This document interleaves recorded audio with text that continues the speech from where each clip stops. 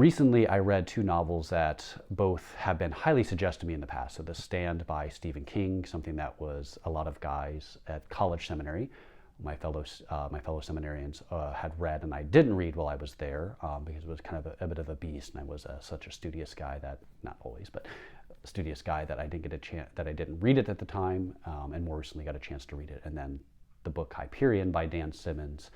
More recently heard it's maybe the greatest sci-fi novel of all time, which I think is a fair assessment. I still have probably a couple of that, one or two that are maybe more favorite than that one, but it's definitely top three. Very, very good novel. But both these novels, I think, have a common theme in there because they were released, I think, in the same year, actually, 1989, if I remember correctly. That may not be exactly correct, but 1989, when all good things happen. That's when I was born. That's why I say that.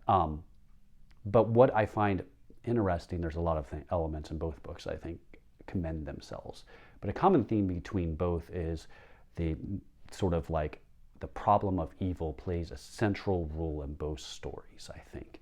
Maybe not the primary conflict, but certainly something that is very powerful in both. So in the book Hyperion, it takes place and kind of tells the story of these time tombs, which are these objects on the planet Hyperion, which move back in time. So only within their sphere of influence, which is rather small on the planet Hyperion, but at the time of the book, their sphere is beginning to expand. So they're beginning to open, is the way that it's termed. And associated with these time tombs on this planet is a creature known as the Shrike. And there's a whole religion associated with it, the Church of Shrike. And what the Shrike is this rather terrifying entity, being, creature, whatever it is. That's kind of part of the mystery. Something that takes place with it is that people will oftentimes come to the Shrike with some sort of desire or need, and most of the time they suffer some sort of agonizing demise. But every once in a while, people survive their encounter with the Shrike and forever change. And so the story is basically of 7 different pilgrims who are making this final pilgrimage to the Shrike as the time tombs, in order to encounter the Shrike that each of them have encountered in a way in the past, either directly or indirectly. And as such, all 7 of them are invited by the Church of Shrike to go on this final pilgrimage. And they're not members of the Church of Shrike. In fact, it seems none of them are. And as such, it seems that as each of these entities, or each of these pilgrims, travels there, including a Catholic priest and the whole host of other characters, that each of them, as they're traveling to the time tombs, tell their story about why they're here, basically, why they were asked to go on this pilgrimage. And what I find fascinating about each story is they each kind of tell the human condition, their own stories of suffering, difficulty, love, loss, all those kind of things. And in particular, one story, Sol Weintraub, a Jewish man who is an academic, but basically has no faith. And as he has no faith, his encounter with the Shrike, that it does something to his daughter. I won't give away kind of that spoiler, but it does something to his daughter that forever kind of wrecks him. And as such, though, in the midst of this suffering, this difficulty that he has, he finds that he begins to have this conversation with God, much kind of like a how dare he kind of thing. But what I found was so real about it is that it's very much so like the biblical sort of fight with like, why does evil exist? And I think that in many ways, many of the stories that Dan Simmons writes of each of the pilgrims kind of gets at the heart of the story. But at the same time, it doesn't try to just simply dismiss it as, see, there is no God, or see, God is evil, or something like that. But instead, there is much more of a wrestling of like, what exactly is the value of religion? What is the value of belief? And so I think for the time that it was written in, because the 80s were kind of a time within the church, especially the church within the United States, a time of kind of like kumbaya, just like love everybody and everything will be okay. And really, I think a lack of wrestling with the more difficult issues that people have in their life and their own encounters with suffering and loss and death and evil. And so I think that this book does it well, and that's why I find them fascinating, because much of the religiosity at the time didn't want to talk about the problem of evil, but here this science fiction novel, I think, is doing a good job of depicting it. I think probably comes a little bit down on the negative in terms of religion and faith, but at least gives it some its due. And I think the same thing with The Stand, a story of ultimately that the story begins with a government accidentally letting out of a lab a virus that seems to be over 99% fatal for human beings, and so you're left with a small batch of survivors.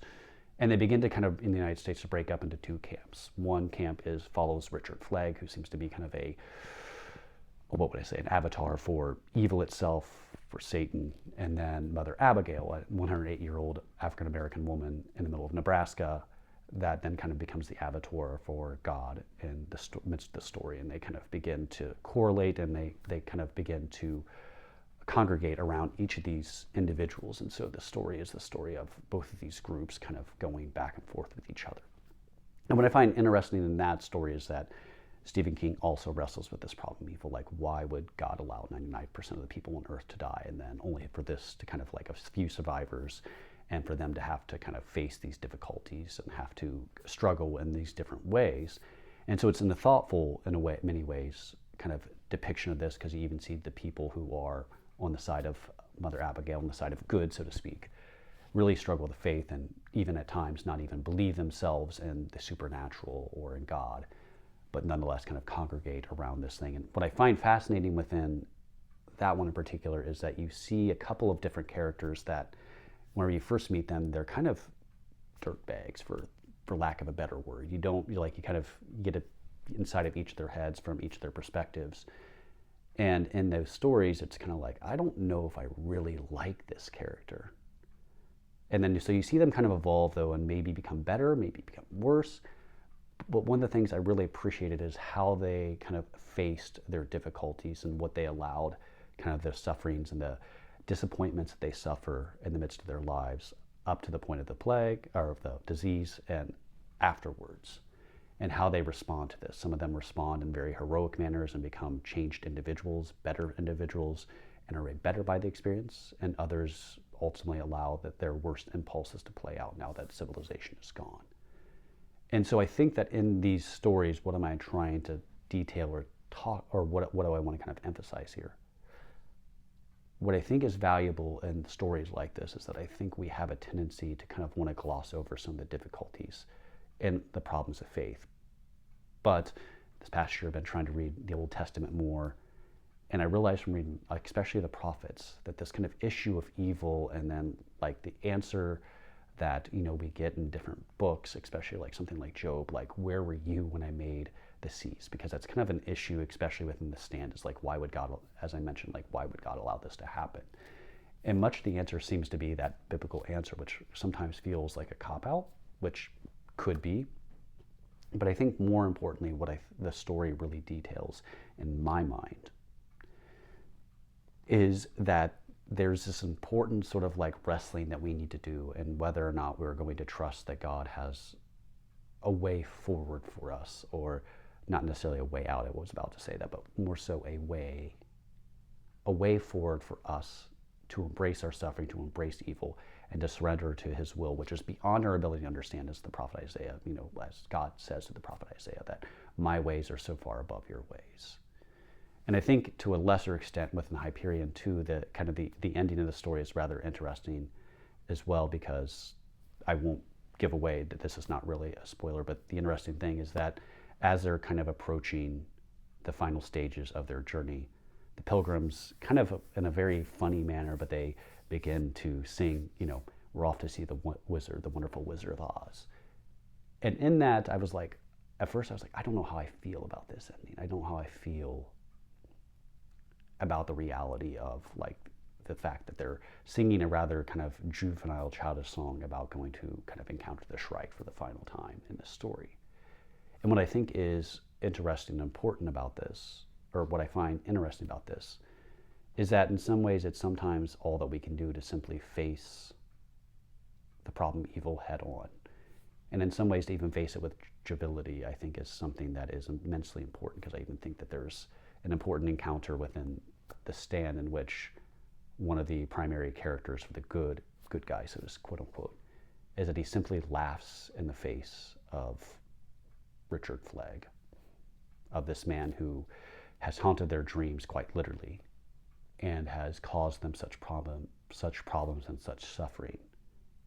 And he laughs in their face. And I think sometimes in the face of evil, in the face of the difficulties that life presents to us, I think something that you see from many times, or that something that I think each of us can do is not to not make light of our suffering, to not simply push it away, but instead I think that there is a great value for us to see within the midst of our suffering an opportunity to ultimately not make too much of it, to not make our sufferings, the evil we encounter, the basis for all of our difficulties, or the basis for all of our reasons to be mad at life, I guess I should say. And instead, maybe we not necessarily just laugh literally in the face of suffering, but we learn to take it with a sort of air of lightheartedness that, as G.K. Chesterton's quote goes, why can angels fly? Because they take themselves so lightly. And that maybe in the midst of our own difficulties and struggles, instead of making our sufferings and the evil we face the center of our universe, and therefore also oftentimes making it the center of everybody else's universe, that if we're not in a good mood, everybody else must suffer. But instead, maybe we can face our own difficulties, face our own struggles, and in the face of that, offer it over to the Lord, obviously, because that's Catholic. I think this is where the point of faith comes in, and to see ultimately that the Lord has something in store for us, that in the midst of our suffering, we may not get an answer. There may not be a perfectly fit way for us to explain the problem evil away. But I think the important thing is, how do we approach it ourselves? Are we able to face it head on? Are we able to embrace it, and ultimately are able to have it transformed so that we become ultimately good people, or not just good people, but become saints that are able to bear our sufferings, but then also able to face it in a heroic manner that inspires others. So that's something, I think that's an element of the story, that both stories as well, that in seeing people that can face their suffering well, it inspires others to then embrace their suffering, to give themselves in such a way that we're each able to kind of embrace our suffering and still find in life some joy, a reason to continue on, and ultimately a reason to trust in God's providence.